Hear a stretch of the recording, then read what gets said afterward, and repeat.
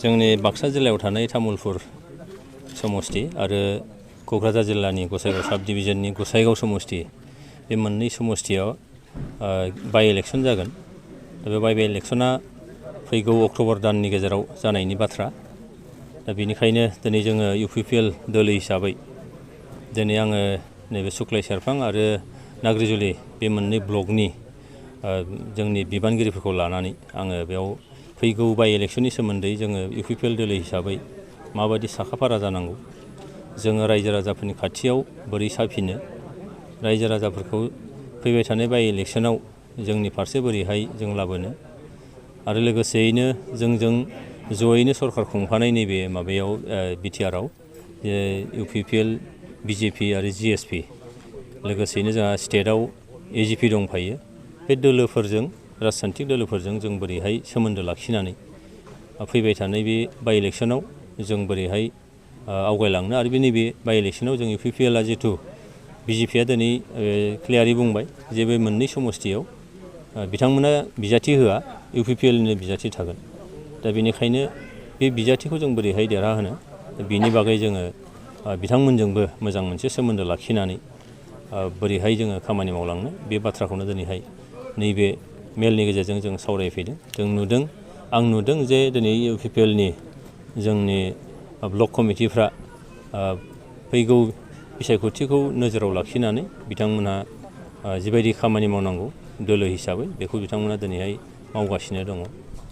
BPF मोनदों। दा बिथांमोना जुदि एलायन्सआव फैमारोब्ला BJPजों UPPLआ माबाफोर खहा दङ नामा? बियो बिथांमोना लाइजाम हरनाय हरि, बिथांमोनजों गोरोबनाय गोरोबि बे बिथांमोननि दोलोनि माने मेटार जाहैबाय। दा अब्लाबो सोंथिया जाहैबाय बिथांमोना BJPजों थाङोब्ला UPPLआव बा UPPLजों BJPजों जे सोमोन्दो, बे सोमोन्दोआव माबा गावस्रानाय बा बिदि माबा मोनसे सोमोन्दोआव गाज्रि जानो हागौ नामा? आं बुंगोन बेयाव जेबो जानायनि बाथ्रा गैया।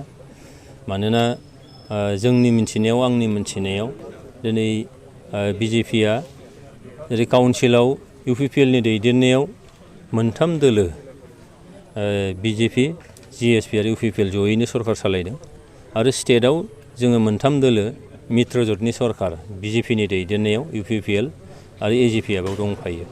सार नैबे समाव जे बेबायदि जेबो लाथ'नाय जायाखै। जि लागोन थाबैनो लानाय जागोन, आरो बेयो जोंनि दोलोनि सिंनिफ्रायनो दिनै बिजाथिफ्रा निस्सय बेयाव फैगोन।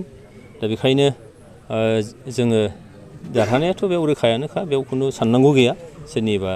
सोरबा दोलोजों थां दाथां बेजों खोथा गैया, आरो दिनै BPFआ BJPजों थां दाथां बेजों खोथा गैया। आरो BJPआबो जों मिन्थिनायाव जे दिनै बिथांमोना फैनो लुबैदों फै, दा बेजों माबा मोनसे बिथांमोनखौ गिबि सारियाव माबा मोनसे सुबिदा होनायनि बाथ्रा गैया, बे खोथाखौनो बिथांमोना बुंदों। आरो जोंहाबो 100% फोथायनाय दङ, खारन जोंजों BJPजों दिनै आसाम सरकारजों जेबो बेबायदि जोंनि सोमोन्दोआ थांनाय सरकार दानायनि सिगाङाव जेरै दंमोन, काउन्सिल सरकार दानायनि सिगाङाव जेरै दंमोन, दिनैबो दङ, आरो फैगौ 5 बोसोरनि थाखायबो खुनु साननांगौ गैया।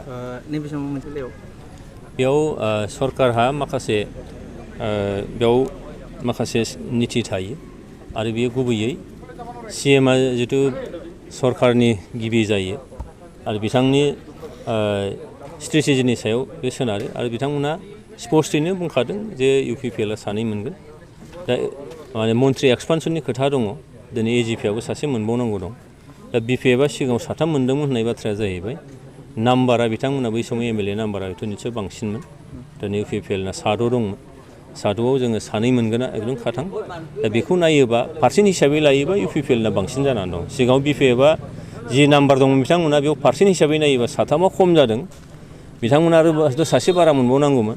खिन्थु दिनै जों 6 जनाव 2 मोननाया, बिथांमोना जे 3 मन्थ्रि मोनदोंबाबो पार्सेन्ट हिसाबै नायोबा जोङो बांसिनाव दङ। दा मोनसे बाथ्रा मिथिगौदि जिल्ला ex-NDP इउनाइटेड फर्मआ गोदानै आन्दलन खालामनो नागिरदों। रन्जन दैमारिनि रेहाय आरो जेलाव थानाय माखासे दावहारुफोरखौ माने जेलनिफ्राय रेहाय होनांगौ होननानै, फारसेथिं सिमा दानख'नाय बा एक्सक्लुजननि बाथ्राखौ लानानै आन्दलन खालामनाय बाथ्रा बुंदों। बेनि सायाव नोंथांनि मतामतआ मा? बेयाव नायदो जे मोनसे एग्रिमेन्ट जानानै थांबाय थांनाय 2020 मायथाइनि 27 जानुवारियाव, आरो बे एग्रिमेन्टआव रोखायै लिरनाय दं जे हायेनास आरो नन हायेनास केसनि बाथ्रा। जे नन हाइनास केसफोरा बे खेबसेयैनो जोबगोन मोनसे आइनि प्रसेसनि खोथा दङ आरो माने हाइनास केसफोरखौ बियो एसे सम लागोन होननायनि बाथ्रा दङ दा बेनिखायनो थांनाय माखासे समाव कभिडजों साग्लोबजाबाय बेयाव खुनु खामानि हयथ' निस्सय मावनो मोनाखै बिनि उनाव नोङो काउन्सिल इलेक्सन एसेम्बलि इलेक्सन नै दाख्लै माने आसाम बाजेट सेसन जानानै थांबाय आरो सरकारा बे खामानिखौ मावगासिनो दं केस फोजोबनायनि थाखाय अलरेडि कमिटि मोनसे दाना होदों बे कमिटिया जोङो रोखायै बुंनो हायो जे नन हाइनास केसा बियो खेबसेयैनो खोब खम समनि गेजेरावनो बे जोबसिगोन आरो हाइनास केसनि बाथ्रायाव बियो गोलाव आयेननि माखासे प्रसेस दङ बे आयेनखौ जोङो मानिथारनांगौ संबिधानखौ जों मानिनांगोन जेराव एग्रिमेन्टआव दंखायो हाइनास आरो नन हाइनास बिथांमोना सोंलु दिखांदों जे सासे सिगनेटरिया मानो दासिम रेहाय जायाखै होननानै दा सिगनेटरि जानायनि सिगां हयथ' माखासे आयेननि प्रक्रिया बिथांनिया सोलिदोंमोन आरो दिनैबो हयथ' बियो माखासे प्रसिडिउरनि खोथा दं निस्सय आरो बे प्रसिडिउरखौ हयथ' भारत संबिधाननि खोथा भारत आयेननि बाथ्रा जानानै फैदों बेखौ हयथ' निस्सय मानिनांगोन आरो जोङो गोरोन्थियैनो बुंबाय थायो जे थांनाय समाव BLTनिया खेबसेनो जोबजोबदों हाग्रामानि केस जोबनायाबो बावाखै नोंथांमोना नायबा नुगोन नैबे दा सुक्ति जाखांनायनि उनाव NDBआ जेला गुवाहाटियाव आइजें गथायनाय मोनसे हाबाफारि दंमोन बे हाबाफारियाव हाग्रामा महिलारिया गावबो आलासि महरै थांनानै बिथाङा बुंदों जे आंनियाबो जोबनायानो बावाखै गोबाव सम लादों दा होमब्ला आरो बिथांमोनानो बेगाव होनबाय थादों जे जोंनिया जोबजोबदोंमोन दानिया मानो जोबाखै आरो मोनसे बाथ्राया जाहैबाय बे हाइनास आरो नन हाइनास केसनि बाथ्रा बुङोब्ला नर्थ इस्टआव जेसेबां एग्रिमेन्ट जाबाय नै दा गोदानै मैया मोनसे एग्रिमेन्ट जानानै थांबाय कार्बिफोरजों बे कार्बिफोरनि एग्रिमेन्ट जानायावबो मोनसे सेन्टेन्सआ बेयाव दंफाबाय थायो बेयो जाहैबाय हाइनास आरो नन हाइनास मिज'फोरनि एग्रिमेन्टआवबो एखे नागाफोरनि एग्रिमेन्टआवबो एखे आसुजों जेब्ला एग्रिमेन्ट जादोंमोन 1985आव बे एग्रिमेन्टआवबो बे एखे सेन्टेन्सआनो दं BLCजों जानायावबो एखे सेन्टेन्सआनो दं दिनै NDFB एबसुजों नै गोदानै सुक्ति जानाय बेयावबो एखे सेन्टेन्सआनो दं मैया सुक्ति जानाय जि बाथ्रा बेयावबो बे हाइनास नन हाइनासनि बाथ्राखौनो बेयाव दोनबाय थादों दा होमबा BTR सुक्तिनियावल' बेबायदि जादों बिदि नङा गासिबावबो एखेयानो दंजोबखायो बिथांमोना हाइजेक खालामदों माने सुक्तिनि गेजेरजों माने बिथांमोननि जि डिमान्डसफोर दङ बेखौ माने फिलआप जानो होआसै होननानै हाइजेकनि बाथ्राथ' फैया जेराव सुक्तिखौ नोंथाङाबो खालामबाय बयबो खालामबायबा दा बेयावनो दंफाखायो दा बाथ्राया जाहैबाय जायफ्रा बे सुक्तिखौ आखरे आखरे मावनायनि खोथा बुंदों दिनै आसाम सरकारनिफ्राय बुंबाय थादों CMआ बुंदों हम मिनिस्टारा बुंदों भारत सरकारनिफ्राय दिनै प्राइम मिनिस्टारा बुंदों जे सुक्तिया मोनफ्रोमबो नोङो लेटार एन्ड स्पिरिट बेखौ मावफुंनाय जागोन दा होमबा सुक्ति खालामखांनायनि उनाव माखासे मानसिफ्रा हयथ'